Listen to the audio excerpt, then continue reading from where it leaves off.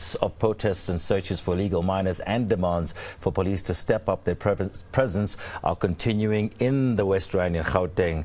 Manqoba Mchunu joins us now from Krugersdorp. Manqoba, thank you so much. Very good afternoon.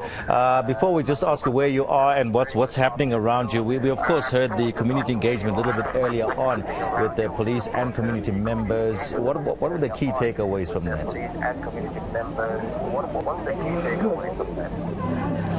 Well, Tony, one of the most important things that came out of that particular briefing was a commitment by some of the community leaders in all of those areas that have been affected. Of course, you recall that these particular protests started in Kagiso yesterday, but today we saw them really spiraling out and, stretching to other areas here in the West Rand. We saw protests earlier on in Rifele, just next to Kagiso, and we also heard of protests in Muhlakeng as well as, parts of Western area where we saw many community members, of course, gathering on the streets and really wanting to deal with the issue of illegal mining in their communities. And where we are right now, we are actually here in Mansfield, which is one of those areas that are taken to the streets this morning. And this is where we find community members that, this morning had actually gone on the streets, had gone onto the nearest caves here where they were looking and trying to find some of the illegal miners in this particular area. They believe that those illegal miners that stay in Seoul City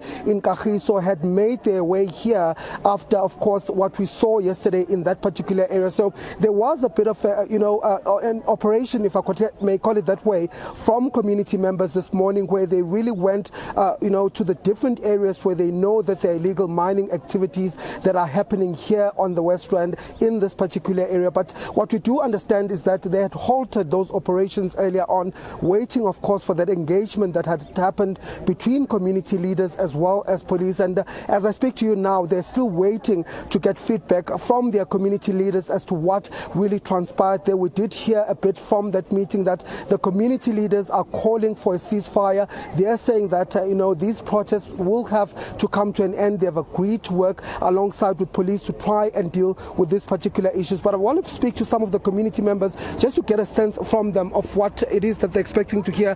Thank you very much for joining us here on eNCA. Let's just start by, we know as a community that there are quite a number of issues that you have when it comes to crime in this area, when it comes to illegal mining in this area. We are waiting to hear what that meeting was all about. What are your hopes from that? Well, we hope that the police come and help us, because they don't help us anymore. Now, we as a community, we must do it all by ourselves, because the police isn't there for us anymore. So what must we do? They were there last night and I asked, can they assist us? And they left. So what must we as a community do? We must take it into our own hands to protect ourselves here. What is the situation like when you talk about criminality in this area, when you talk about illegal mining? What is it really like? You live in fear, because they can come in at any time and just molest you, and there your husband sits there and he can do nothing with a gun to your head. Even your children, they're in danger there. So what are you expecting to hear from your leaders? Of course, they have that engagement where they met with police. What are you hoping to hear going forward in terms of the solution to this particular issue? Take the law in our hands. We need to take the law in our own because hands the police now. is not there. So are you saying you're not trusting the police and that engagement? No, not we at don't. all. No. We want them. We as community must take it in our hands. We don't let them take them to the police station. Where do they get 1,000 rand for bail? Yeah. Where? How do they get out there? They came back. Yeah. They're going to do the fucking same thing. Sorry, let's not try and curse on television. Excuse me for that.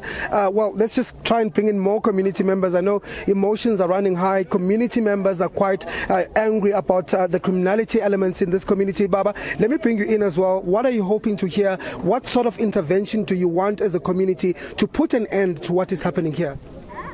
Actually, I'm one of the community leaders and a councillor in a space where we led our community, and we had an engagement with the general and the national commissioner.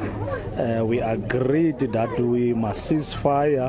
Hence, we are here to bring the report back to the communities so that we can rely on the police and working with them closely so that we can cap all these things. That is what is happening in our space.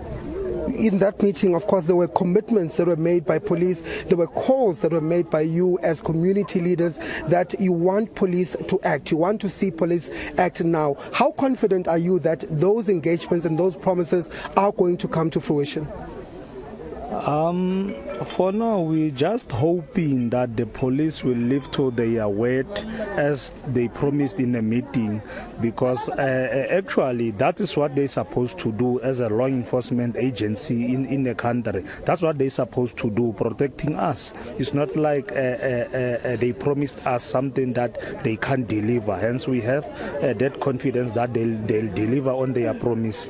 Hence, we saw even the National Commissioner Office was there. Okay, and so just as a community, in terms of the way forward now, what happens to the protest? We understand that the community members wanted to go and shut and seal some of those mine shafts. What's going to happen now? Are you halting this particular protest? Are you halting the shutdown? Pending, of course, that engagement that you had with police. Yes, we are holding the operations for now, pending the promise that we've promised from the police, and also as the local municipality, we need to play our part, because at some point we need to go there also to close those shafts that were open in that shafts. Okay. Thank you very much for speaking to us. That was one of the community leaders here who was part, of course, of that engagement that we saw earlier on between police and community members from 4 of these communities that have been affected by these shutdowns today. Of course, they are saying that they trust that there will be some sort of a response from the police. There will be a plan as to how they're really going to deal with the issue of illegal mining in this particular area. So at this particular stage, that's a report back that they're going to be giving back to this particular community, that the protests at this current point are going to come to an end, and they're going to give that process a chance. Manqoba, thank you so much for your reporting. We can see a lot of frustration and anger from the residents that are around you. We'll speak with you a little bit later on. Manqoba Mchunu reporting for us there in Krugersdorp in the West Rand in Gauteng. Right, stay with us here. You're watching Today. Coming up short.